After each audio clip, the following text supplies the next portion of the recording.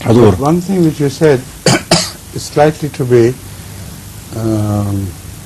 corrected. Yes. You said the British government was his enemy. Khusum. Yes, no. We can't say this because Hazrat Masih Maud alayhi salam had an excellent strategy to fight Christianity under the canopy of the British Empire. And it is that strategy which has to be explained, which permitted him to fight Christianity despite the fact that the government was pro-Christian and it wanted Christianity to spread. It was the interest of the British Empire for Christianity to spread in all its colonies. Yet, to fight against Christianity under such a government required a very special strategy.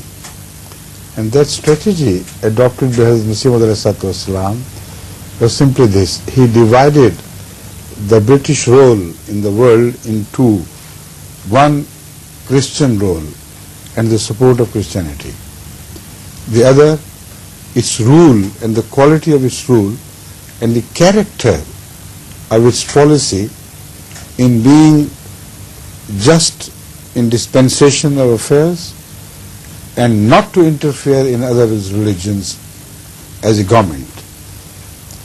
So he praised them for this. He said, you are a government in the world, particularly during the time of Victoria, and the whole world knows it, that she was dedicated to the cause of justice, and she would not tolerate anything contrary to the principle of justice, and as such she rose to great fame. And that was the queen who also were deeply inclined towards Islam. So Hazrat Masih Maud alayhi salam praised her government and saying it is a canopy from God to protect Islam, that we have a queen who is dedicated to justice and who is inclined towards Islam in principles, and by herself she has no Christian leanings. We have a government which does not interfere with anybody's religion, which does not only give us freedom to practice Islam, but also protects us from such non-Muslims who used to interfere with our Islamic practices within our own countries. So much so that in certain areas it was forbidden to call azan for a Muslim, like it is happening in Pakistan to us today. See, he said it was the British government who established peace and also at the same time stuck to the unchangeable principle, adhered to this principle throughout their reign, that we will not permit religions to fight other religions either. Sort it out with logic, sort it out with arguments. We permit that, so go ahead and do it. But don't use weapons and arms against each other or against the government. So he praised this. He said, well done, British government. You are servants of peace and justice. Islam also advocates peace and justice. In that much we are with you. But when it comes to your faith, your religion, it's the most shocking thing on earth. The most rotten faith in the sense that you have begun to worship a creature of God, a mere man, a prophet, no more. So he divided the British into two roles. Those who served the cause of Christianity, those who ruled as the sovereigns of the empire. So he said, in that much I believe you are serving the cause of justice, and as long as you serve the cause of justice, as long as you give every religion equal right, we have no reason to fight against you. We have no authority from Islam. But if you interfere with religion, if you coerced anybody against his will, then of course we are permitted by Islam to fight up. But leaving that aside, under your own principle, we will exercise every right to fight against Christianity. That was the most beautiful strategy. And it worked. The British were disarmed against this policy. They could not interfere because they were being praised for non-interference. So when it came to interference with the on the side of Christianity, they were rendered helpless. But the church elders did all they could. And of course it happens when the officers are British and this and that, so they have a greater influence over them. But in the long run, all said and done, I could say the British were the most fair rulers as far as the dispensation of justice is concerned.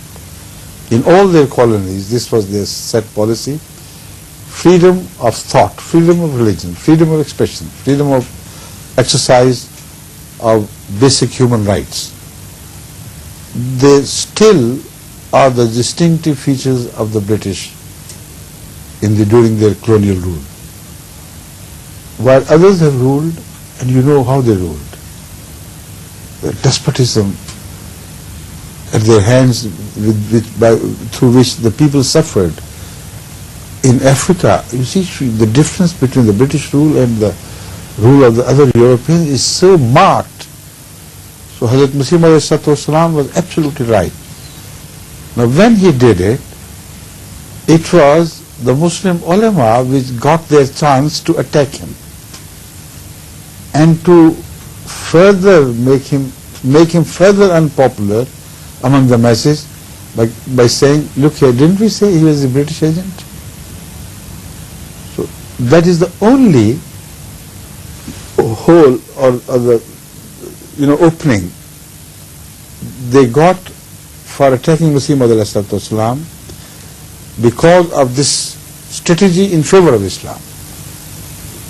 If you had acquired their strategy of declaring their government as absolutely corrupt and rotten, and Islam, and for them to declare that Islam permits raising of arms against them, who would permit such a people to fight against Christianity? Either they had enough excuse to destroy them by force. That's what they always did.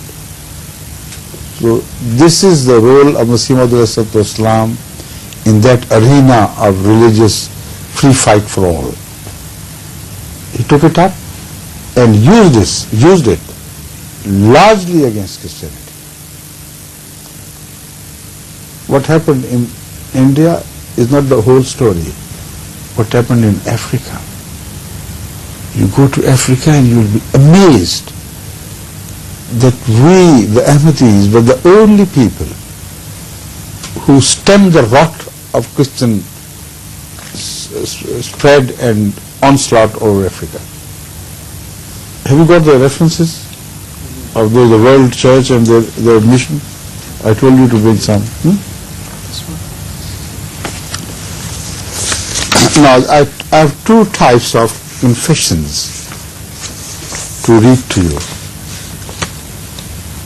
Some from among the ulama themselves. On the one hand, they said he is a British agent. On the other hand, they had to admit that it is he alone, he put up a brave and successful fight against the spread of Christianity in India. It is he who saved Muslims from becoming Christians. So, and the second is from the church itself, that in Africa, the only cause of our defeat at the hands of Islam is the Ahmadiyya community.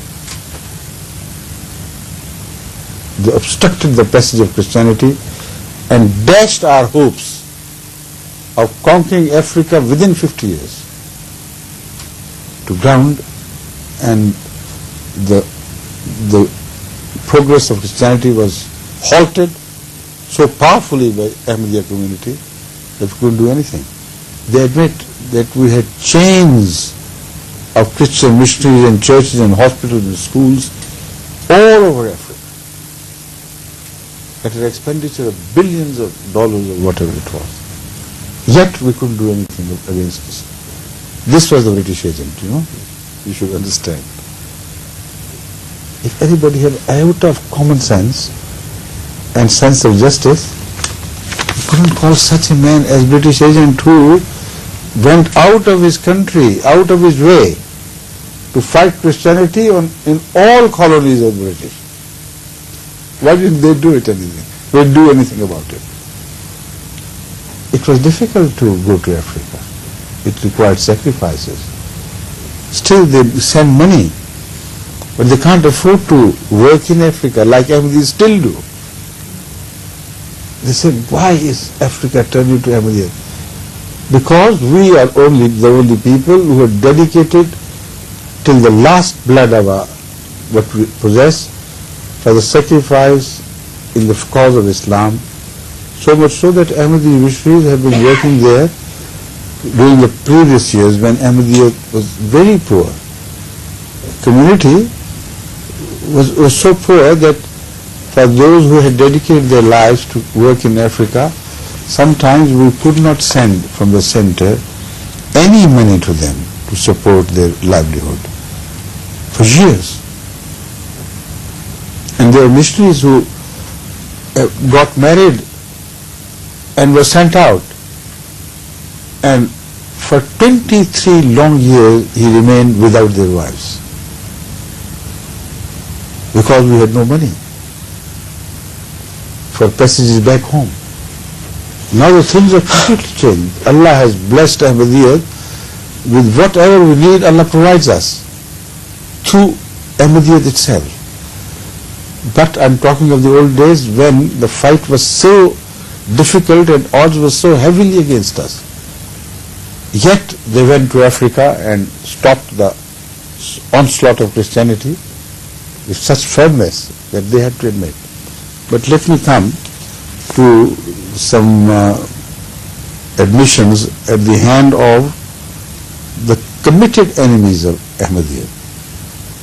Sayyid Habib was one of those, Muslim Sahafi of Siyasat, who had a relationship with Ahrar, didn't he?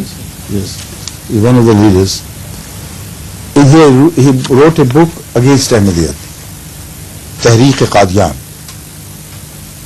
It was dedicated to oppose Ahmadiyya, and then he had to admit. उस वक्त के आर्या और मसीह मुबल्लिग इस्लाम पर बेपनाह हमले कर रहे थे. We're talking of the time of Hazrat Masih Maud al-Islam, he says, during that period, the Christian and Hindu Arya Muballighin, that is missionaries, were attacking Islam with such force and ferocity that except for one or two odd efforts to defend Islam here and there was nothing between them and Muslims. वो नामूस शरीयत हक़्क़ा के तहफ़्फ़ुज़ में मसरूफ़ हो गए. A few people here and there, exceptional cases, of course they dedicated their lives for the defense of Islam, the true faith, but they did not succeed. This is it. The odd exceptional mullahs who stood up to face the challenge, to fight the cause of Islam, they got up here and there, but not as a whole. There were exceptions. Yet they all failed to do it. They couldn't do anything. उस वक्त Mirza Ghulam Ahmad मैदान में उतरे. Then came into the arena, appeared into the arena, Mirza Ghulam Ahmad of Qadian. He was just alone by himself. उन्होंने मसीही पादरियों और आर्या उपदेशकों के मुकाबला में इस्लाम की तरफ से सीमा सपर होने का तहैया कर लिया. मुझे ये कहने में जरा बात नहीं कि मिर्जा साहब ने इस फर्ज को नहायत खुश उसलूबी से अदा किया और मुखालिफिन इस्लाम के दांत कट्टे कर दिए. He said, I have to admit it. No way I can deny this. That when he came into the arena, he broke the teeth of all the enemies of Islam, be the Aryans or Christians. He just shattered their efforts. This is an enemy of Ahmadiyya. Strange, how can he stay as an enemy? Because it was, at that time, even the enemies had some sense of justice in them. Now the mullahs are rabid, totally mad. They neither understand the Qur'an nor the worldly things. They think the only service to the cause of God is to oppose Ahmadiyya, and that's all. This is how they earn their livelihood. The Holy Quran says, is this, the takzeeb, is the denial of truth, is what you have made your means of livelihood?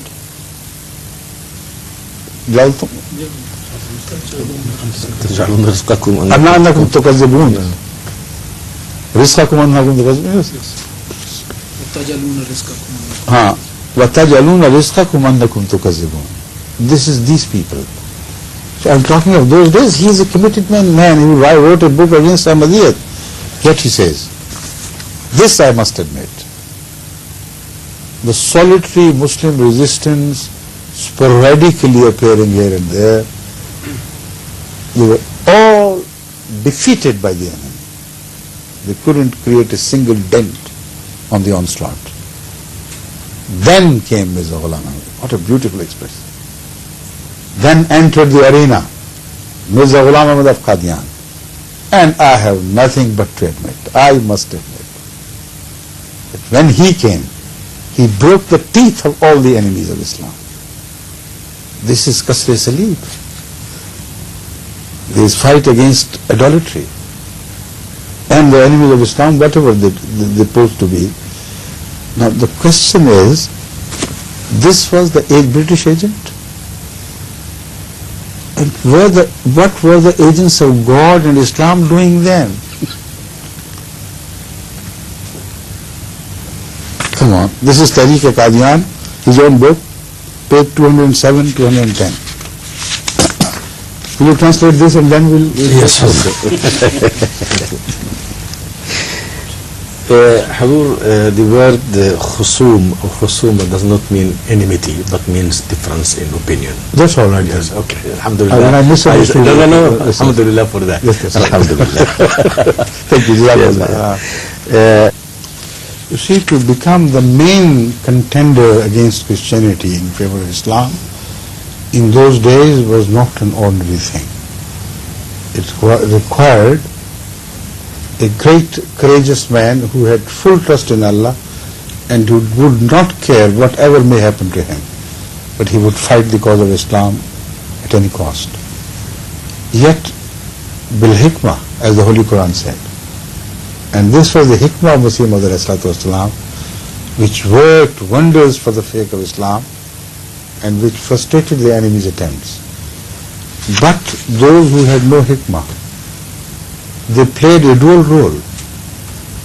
It's amazing. Even today, the Arab countries are flooded with anti-Ahmadiyya literature, claiming, look here, Mirza Sahib has praised the British government and the justice of Queen Victoria and says your canopy is like God over us. In what sense? In the protection, in the right. And they said these are the enemies of Islam who are the British agents. I'll explain what sort of British agents we were and we are. But the role of the mullahs there was a duplicate role. I mean, a dual role. Unbelievable things happened. The mullah, the main opponent of Muslim Islam, who wrote his review on Brahine Ahmadiyya, Muhammad Hussain Batalvi, on the one hand, he excited the sentiments of the Muslims against him. That here is the enemy of Islam who says that there is no legal justification for calling a holy war, declaring holy war against Christians as long as they do not interfere in your religion, as long as they act justly and equitably, we have no religious cause to fight them. So he went on working the sentiments of the people and working them up emotionally, exciting them against Hazrat Mirza Sahib. To the British, he wrote in private. The letters, we have got the copies and we have published the material. You know what he wrote to them? He said, look here, you are dealing with a very dangerous man. He claims to be Imam Mahdi. And according to Islam, Imam Mahdi is the one who would raise sword against the non-Muslims and Christians and everybody. So don't you take him lightly. He is your enemy number one. So do something about him now. Stop him from spreading further, or it will be too late for you. He began writing these letters to the British government. The result? He was granted 4 squares of land, 100 acres of choice land by the British. What he had done for the British? Why? You see, this is a living proof of the dual character and hypocrisy of these people. The one fighter for Islam, the one warrior who is fighting the enemy head on, they stabbed him from the back, from this side, from that side, tried to pull his leg, so that Islam once again becomes defenseless. Now, why Christianity was important to the British? Why could they not permit anyone to fight against Christianity and yet befriend him?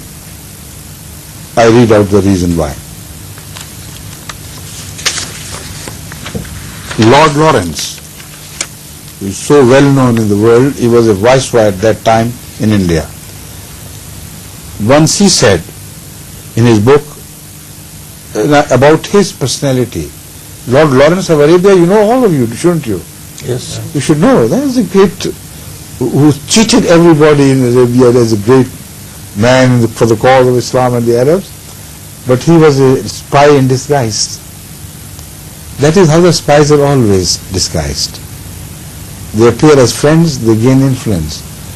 They don't appear as enemies who are rejected by all. How can they work among them if they are right from the beginning identified by the people wrongly, but as enemies? So Hazrat Mirza Sahib's personality, the moment he claimed Jesus was dead, was taken to be a committed enemy, that of a committed enemy. But the spies work differently. They wear the robe of friends, like Sir Lawrence of Arabia was. But his dedication to Christianity can be read in his book, in the book about him, the famous Lord Lawrence's Life. The writer says, Lord Lawrence said, कोई चीज भी हमारी सल्तनत के इस्तेकाम का इसम से ज्यादा मुजीब नहीं हो सकती कि हम हिंदुस्तान में ईसाइयत को फैला दें.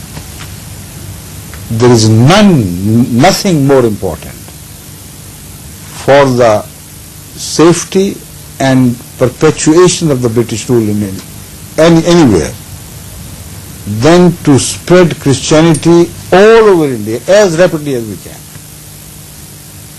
This should be our strategy, the strategy of government. Nothing can give stability to the British rule, but more than this factor, he said, than the spread of Christianity. And here were the British agents stopping the onslaught of Christianity, dedicated to this cause. Lieutenant Governor Sir Donald MacLeod of the Punjab, Lieutenant Governor of the Punjab, who knew him and knew what was happening, he wrote, this passage is taken from The Mission by R. Clarke, page 47, London, 1904. Now, tell them to write full references. The press, not only the year, but the press, who was the publisher. Nowadays, these things are required, for the researchers. But this, I think it can be easily traced. London, 1904. He said, मैं अपने इस यकीन का भी इजहार करना चाहता हूँ कि अगर हम सरजमीन हिंद में अपनी सल्तनत का तहफ़्फ़ुज़ चाहते हैं تو ہمیں انتہائی کوشش کرنی چاہیے یہ ملک عیسائی ہو جائے. An experienced governor of the Punjab declared this, that I want to announce my committed view, which is unchangeable committed view, that if we want to perpetuate our rule and strengthen our rule in India, the only formula workable is that we should spread Christianity all over the subcontinent. The second admission, right? And the third,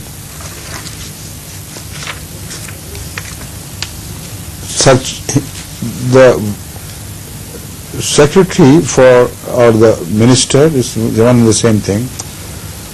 For India in those days was Sir Charles Wood, the British government secretary, the chief of the Indian affairs and everything. So nowadays they are called secretaries, but it means the minister. So about him it is said, and our clerk again writes in the same book about this secretary for India. What was it called? Indian affairs or no? India something, He was secretary for their desk. He said, it is my faith, it is my belief that every Christian, every new convert to Christianity who accepts Christianity in India, he creates a new contact with the British Empire, and he becomes a source of perpetuation of the British rule in that country. So we must increase our contact points. More Christians, more contact points, more stability for the British government. About Lord Palmerston, who was the Prime Minister of India in those days, in 1862. He announced his policy, and in that policy speech he said, I believe that we are united in this goal of ours. It is not only our duty, but our own interest lies in this, that we preach Christianity as much as it is within our power, and we should spread Christianity to each corner of India. No space or place should be left in India where Christianity is not established. The committed British government policy. What's his name, please? The reference is again the same. This Prime Minister. Mr. Palmerston, Lord Palmerston. Palmerston. And now come to Henry Burroughs. He worked in southern India as one of the chief missionaries, and who wrote some rabid books against Islam, and he did so much work for the spread and establishment of Christianity in the southern India that his name has become a byword. He says, now I turn to the Muslim countries. Now we are no longer confined to India.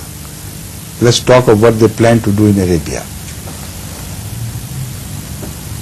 اب میں اسلامی ممالک میں عیسائیت کے روز روز ترقی کا ذکر کرتا ہوں. اس ترقی کے نتیجے میں صلیب کی چمکار آج ایک طرف لبنان میں ذوفگن ہے، جو دوسری طرف فارس کے پہاڑوں کی چوٹیاں اور باسفورس کا پانی اس کی چمکار سے جگمگ کر رہا ہے. Now I turn to Christianity and its spread in the Arab Muslim countries. He says, on the one hand, we see the glitter of cross blinding the eyes. I mean, dazzling glitter of the cross, enlightening Lebanon, and on the other side, the Faran from where Rasulullah appeared, Yes. that was said. We see Christianity shining, rising like a light, like a dazzling light from the tops of Faran, and also the water of Bosphorus Sea is twinkling with the light of Christianity. This is an omen, a good omen for what is to come for Christianity. A revolution is what we are expecting now. The revolution which will sweep Qahira, Dimashq, Tehran, and all these places would be filled with the glory of Jesus Christ.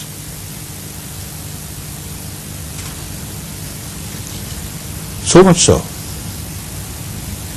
that it will pierce the name of Christ and Christianity, pierce through the desert of Arabia and across, and will reach Hijaz, the so-called seat of Islam. He said that would be the day, and the time is not far, when Jesus would enter along with his disciples the city of Mecca, would enter Kaaba, the house of God of Muslims, and in the end, at last, he would declare, announce it on the beat of drum, that whatever you need you will get from me, the Son of God, Jesus Christ. This was their high talk. Beirut, lectures by Beirut, page 42, again the reference is incomplete. The next time you bring it, the full reference, and we'll announce it. Now these were the enemies of the British Empire, who were accepting Christianity in road and were doing nothing. Hand upon hand and sitting dazed and paralyzed. But then Hazrat Mirza Sahib entered the arena. May I explain this? Okay, yes, Mirza Sahib enters. Now, who stood up to frustrate these global plans of Christianity except Mirza Ghulam Ahmad of Qadian? It's not I whom saying it alone. I'm going to read the reference now during this meeting. We only time for one reference. We'll return to the subject later on. Maulvi Nur Muhammad Naqshbandi Chishti, who writes as the preface of the translation of the Holy Quran rendered by Maulvi Ashraf Ali Thanvi. They are both well-known people of Indian fame who are absolutely committed against Ahmadiyya. In the Quran, in the Bacha Quran, you know what he writes? Talking of that time when Hazrat Mirza Sahib lived, Padri Lefroy, the priest Lefroy, the chief priest Lefroy, brought along with him a large number, a big team of Christian preachers, and left England with a vow in the name of God that he would not rest satisfied, he would not rest until he has converted entire India to Christianity. He was supported by the British money. He was supported by the British government, and big promises were vouched to him for supporting his cause and for maintaining all his expenses, whatever he feels like doing. This created an uproar in all India. Things became topsy-turvy in favor of Christianity. He created earthquakes with his oratory, with the team which worked along with him. His main argument was, he said, Hazrat Isa के आसमान पर वजिस में खाकी जिंदा मौजूद होने और दूसरे अंबिया की ज़मीन में मदफून होने का हमला अवाम के लिए اس کے خیال میں بہت کارگر ثابت ہوا. The main strength of his attack, the main weapon which he considered to be the most successful in favor of Christianity was the declaration that Jesus alone is in the heaven, alive bodily. And all the rest of the prophets are dead and buried under the earth. You know what happened then? He said, "Oh Muslims and the others who say the name of Jesus which you pronounce." No, I'm sorry. He says, then rose Mirza Ghulam, Maulvi Ghulam Ahmad Qadiani. He says Maulvi because he was a Maulvi, you know, he out of respect this time he says Maulvi Ghulam Ahmad of Qadiani. And he addressed this chief Christian missionary from England and his team. He said, "You are talking of Jesus, the so-called Son of God. I am Jesus. Your Jesus is dead. If you must follow a Jesus, I am Jesus, the servant of Muhammad Sallallahu Alaihi Wasallam. And your Jesus is dead and finished with. What are you talking about? He is rising to the heaven and still living there." Then he speaks of his Islam and what he said to the Padri by way of argument. In the end he says, اس ترکیب سے اس نے لفرائے کو اس قدر تنگ کیا کہ اس کا پیچھا چھڑانا مشکل ہو گیا اور اس ترکیب سے اس نے ہندوستان سے ولایت تک کے پادریوں کو شکست دے دی. This was his counter attack on the Christian attempts to convert India to Christianity, and he made the life of Lafroy miserable in India and his